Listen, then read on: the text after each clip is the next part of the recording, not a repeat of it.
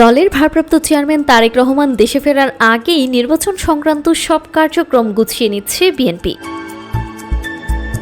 ইতোমধ্যে সারা দেশে বিএনপি ও অঙ্গ সংগঠনগুলোর সঙ্গে 7 দিনের তথ্য প্রচার কর্মসূচি এবং 276টি আসনের প্রার্থীদের নিয়ে 3 ধাপে কর্মশালা শেষ করেছে দলটি। নির্বাচনের কৌশল ঠিক করতে গুলশানের নতুন অফিসও নেওয়া হয়েছে। কর্মশালাগুলোতে প্রার্থীদের বিশেষ নির্দেশনা দেওয়া হয়েছে। নির্বাচনে জিততে রাষ্ট্র কাঠামোর মেরামতের 31 দফা এবং জনসম্পৃক্ত 8টি গুরুত্বপূর্ণ দফা নিয়ে ভোটারদের দ্বারে দ্বারে যাওয়ার পরামর্শ দেওয়া হয়েছে। বিএনপি ক্ষমতায় গেলে ফ্যামিলি কার্ড, হেলথ কার্ড এবং কৃষি কার্ডের মাধ্যমে কিভাবে নাগরিকদের ডিজিটাল সেবার আওতায় আনা হবে তা তুলে ধরার নির্দেশ দেওয়া হয়েছে।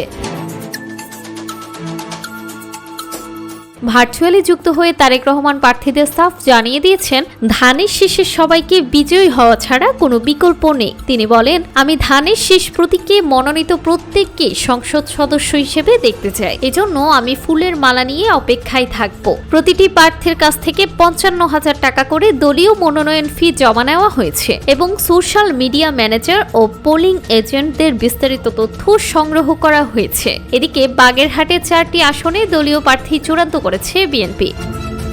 বাগেরহাট 1 আসনে কপিল কৃষ্ণ মণ্ডল, বাগেরহাট 2 আসনে ব্যারিস্টার শেখ মোহাম্মদ জাকির হোসেন, বাগেরহাট 3 আসনে ডক্টর শেখ ফরিদুল ইসলাম এবং বাগেরহাট 4 আসনে সোমনাথ দে মনোনয়ন পেয়েছেন। উল্লেখ্য, সোমনাথ দে 2014 সালে জাতীয় পার্টির প্রার্থী ছিলেন এবং 2019 সালে আওয়ামী লীগে যোগ দিয়েছিলেন। গত বছর তিনি আওয়ামী লীগ থেকে পদত্যাগ করেন। এছাড়া কিশোরগঞ্জ, চট্টগ্রাম, ব্রাহ্মণবাড়িয়া ও যশোরের বেশ কয়েকটি আসনে প্রার্থী পরিবর্তনের গুঞ্জন চলছে। আইনি ঝামেলা বা ঋণখেলাপি প্রার্থীদের বিকল্প প্রস্তুত রাখছে বিএনপি।